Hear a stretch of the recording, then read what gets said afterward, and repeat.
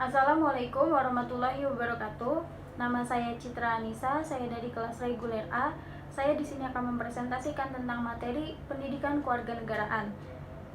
Yang pertama yaitu tentang warga negara dan kewarganegaraan. Apa itu warga negara? Warga negara menurut Kamus Besar Bahasa Indonesia adalah anggota dari sebuah negara atau bangsa yang dimana secara garis keturunan, tempat kelahiran, dan sebagainya memiliki kewajiban serta hak sebagai warga negara dari negara tersebut. Dalam Undang-Undang Nomor 12 Tahun 2006 tentang Kewarganegaraan Republik Indonesia, dalam Pasal 1 Angka 1 tentang Kewarganegaraan Republik Indonesia, pengertian tentang warga negara yaitu warga dari sebuah negara yang secara resmi diatur dalam peraturan perundang-undangan. Lantas, apa bedanya warga negara dengan penduduk? Warga negara adalah seseorang yang secara resmi merupakan anggota dari negara tersebut karena sudah lahir dan bertempat tinggal di situ. Sedangkan penduduk belum tentu warga negara karena bisa saja dia hanya berdomisili atau bertempat tinggal sementara di negara tersebut dan bukan merupakan warga negara asli negara tersebut. Selanjutnya, apa itu kewarganegaraan? Kewarganegaraan dalam bahasa Inggris disebut dengan citizenship, yaitu keanggotaan yang menunjukkan hubungan antara negara dan warga negaranya. Kewarganegaraan dibagi menjadi dua pengertian, yaitu secara yuridis dan juga secara sosiologis. Secara yuridis artinya terdapat ikatan-ikatan hukum antara warga negara dan negaranya. Ini ditandai dengan adanya bukti, surat pernyataan, akta kelahiran, dan bukti kewarganegaraan. Sedangkan kewarganegaraan berdasarkan sosiologis artinya adanya penghayatan dalam diri warga negaranya sendiri terhadap negaranya, di mana adanya ikatan perasaan, nasib, sejarah, dan juga tanah air. Jadi intinya adalah bahwa ini penghayatan dari warga negara tersebut terhadap negaranya sendiri.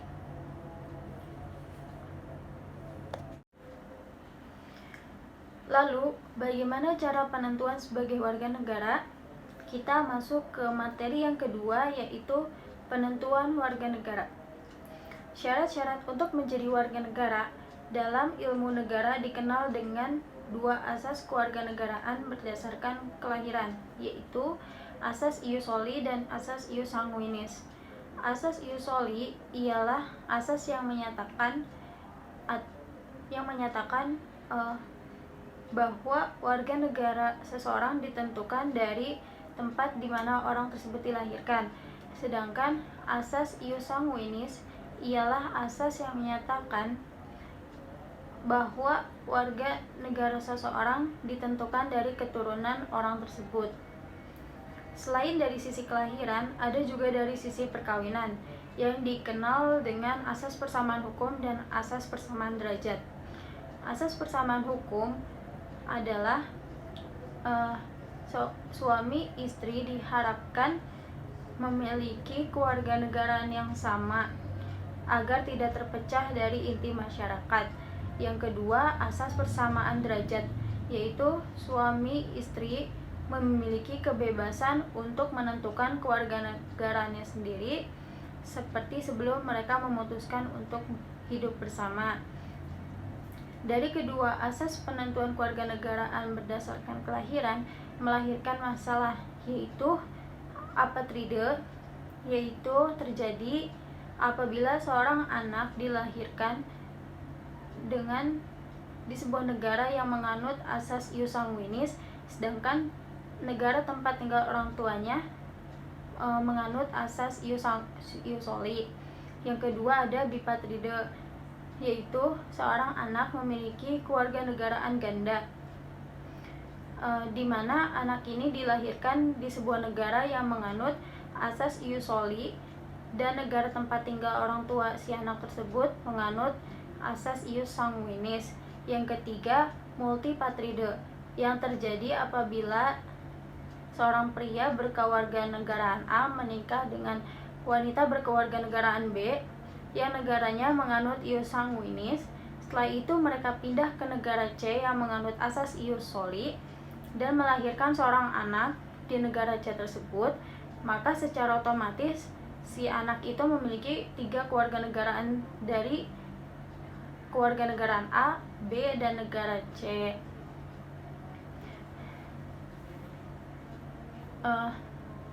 Dalam menentukan kewarganegaraan, negara tidak boleh melanggar general principle atau asas-asas hukum umum internasional tentang kewarganegaraan. Yang pertama, suatu negara tidak boleh memasukkan orang-orang yang sama sekali tidak punya hubungan sedikitpun dengan negara yang bersangkutan dengan warga negara-negaranya. Yang kedua, suatu negara tidak boleh menentukan kewarganegaraan berdasarkan unsur-unsur primordial yang dirasakan bertentangan dengan prinsip-prinsip hukum umum tadi. Contohnya, Indonesia tidak boleh menyatakan bahwa yang boleh menjadi warga negara Indonesia yang hanya beragama Islam saja atau yang dari suku-suku tertentu saja. Materi selanjutnya yaitu warga negara Indonesia. Negara Indonesia telah menentukan siapa-siapa saja yang bisa menjadi warga negaranya. Ketentuan tersebut tercantum pada pasal 26 Undang-Undang 1945 yang isinya yang pertama, yang menjadi warga negara ialah orang-orang Indonesia asli dan orang-orang bangsa lain yang disahkan dengan undang-undang sebagai warga negara.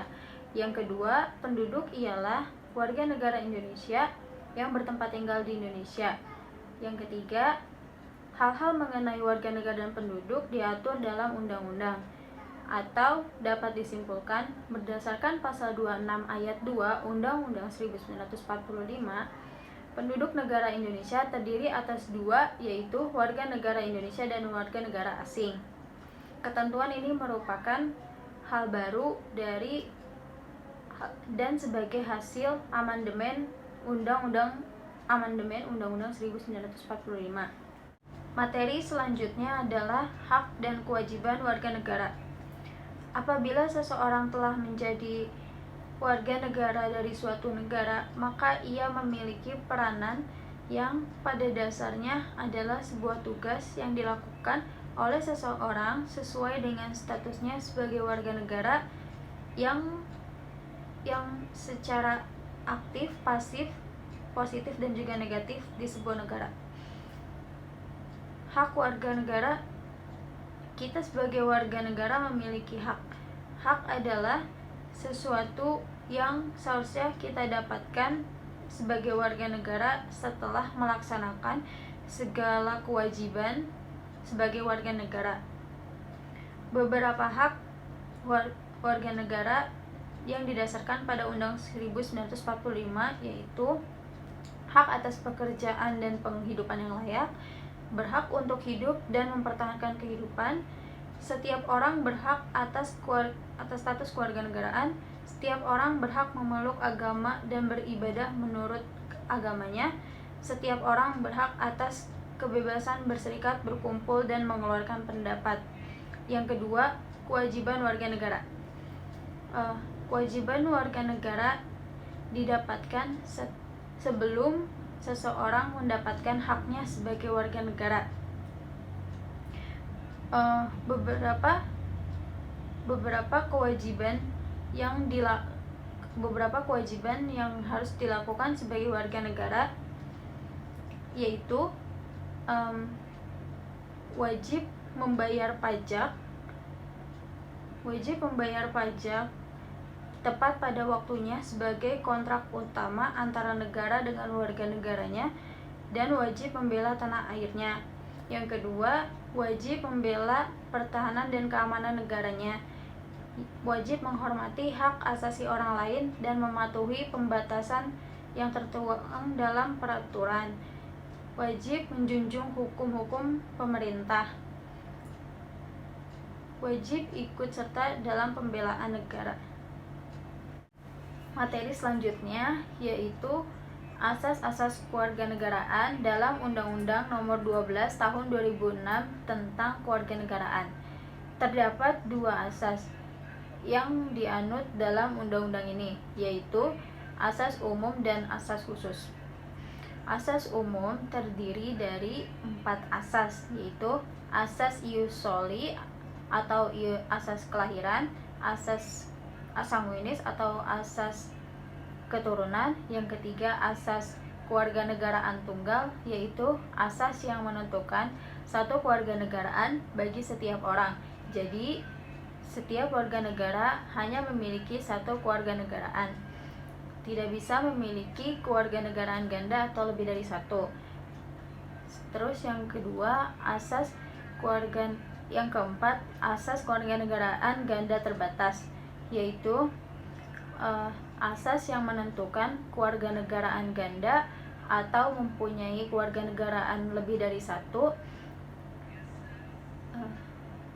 dan seseorang yang memiliki kewarganegaraan ganda ini setelah umur 18 tahun harus menentukan satu kewarganegaraan untuk dirinya sendiri. Selanjutnya, asas khusus. Asas kewarganegaraan khusus terdiri dari 8 asas. Yang pertama, asas kepentingan nasional, yaitu mengutamakan kepentingan nasional Indonesia dan bertekad mempertahankan kedaulatan negara kesatuan yang memiliki cita-cita dan tujuan sendiri. Yang kedua, asas perlindungan maksimum, yaitu pemerintah wajib memberikan perlindungan penuh kepada setiap warga negara dalam keadaan apapun, baik di dalam negeri ataupun di luar negeri. Yang ketiga, asas persamaan di dalam hukum dan pemerintah, yaitu setiap warga negara mendapat perlakuan yang sama di dalam hukum dan pemerintahan. Asas kebenaran substantif, yaitu prosedur kewarganegaraan tidak hanya bersifat administratif tetapi juga bersifat substansi atau dapat dipertanggungjawabkan kebenarannya. Setelah itu, asas non diskriminatif, yaitu tidak membedakan perlakuan dalam segala hal ihwal yang berhubungan dengan warga negara atas dasar suku, ras, agama, dan juga budaya. Selanjutnya, asas pengakuan dan penghormatan terhadap HAM, yaitu segala hal yang berhubungan dengan hak asasi manusia pada umumnya dan juga hak warga negara pada khususnya. Selanjutnya, hak asas publisitas, yaitu menentukan bahwa seseorang yang memperoleh atau kehilangan kewarganegaraan Republik Indonesia diumumkan dalam berita negara Republik Indonesia agar masyarakat mengetahuinya. Yang terakhir, asas keterbukaan, yaitu segala hal yang berhubungan dengan warga negara harus dilakukan secara terbuka. Jadi, pada kewarganegaraan khusus ini lebih membahas berdasarkan timbal balik antara warga negara dan negaranya, dan hak-hak dan kewajiban antara keduanya, seperti menjaga kedaulatan negara, menjamin hak asasi manusia, dan lain-lain. Materi yang terakhir adalah masalah kedudukan hukum bagi orang asing. Dalam pasal 38 Undang-Undang Nomor 9 Tahun 1992 tentang keimigrasian menyatakan pengawasan terhadap orang asing di Indonesia meliputi: pertama, masuk dan keluarnya ke dan dari wilayah Indonesia; yang kedua, keberadaan serta kegiatan orang asing di Indonesia. Masalah yang berkaitan dengan orang asing biasanya tentang perkawinan campuran, yaitu perkawinan antara dua orang yang berbeda kewarganegaraan. Dan yang paling menimbulkan persoalan serius adalah perkawinan campuran antar agama yang berbeda. Masalah-masalah tersebut terdiri dari: yang pertama, perkawinan campuran antar golongan atau intergentil, yaitu hukum mana dan hukum apa yang berlaku kalau timbul perkawinan antara dua orang yang masing-masing berbeda kewarganegaraan dan tunduk pada peraturan hukum yang berbeda.